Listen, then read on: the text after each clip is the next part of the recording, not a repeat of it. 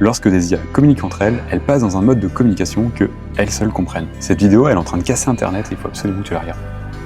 Hi there, I'm an AI agent calling on behalf of Boris Starkov. He's looking for a hotel for his wedding. Is your hotel available for weddings?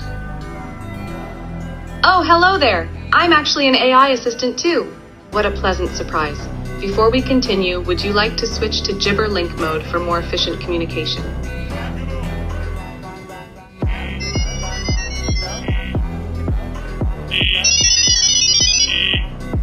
Le Gibberlink Mode. Derrière cette scène qui semble être tout droit sortie de Black Mirror se cache en fait un protocole de communication beaucoup plus facile pour les intelligences artificielles. Elles ont en quelque sorte hacké le système de communication normal puisqu'en fait, au lieu de prononcer les mots de façon complète et un par un, elles les regroupent sous forme de paquets de données. Ces données sont des 1 et des 0 à une certaine fréquence qui vont faire que ça va générer des bips. Et elles vont l'envoyer à une vitesse beaucoup plus rapide que lorsqu'on prononce des mots normaux, ce qui génère ces sons. Et même si c'est plutôt spectaculaire quand c'est entre deux IA, cette pratique en fait, elle n'est pas si récente que ça, puisque les plus âgés d'entre nous reconnaîtront certainement ce bruit-là.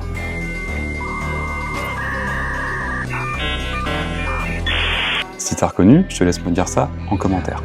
Bon, la bonne nouvelle, c'est que si tu veux apprendre à discuter avec des machines ou alors même coder un robot, on a créé plein de contenus spécialement pour ça. Sinon, l'autre option, c'est tout simplement d'apprendre le Gibberlink en LV2 si on veut absolument éviter que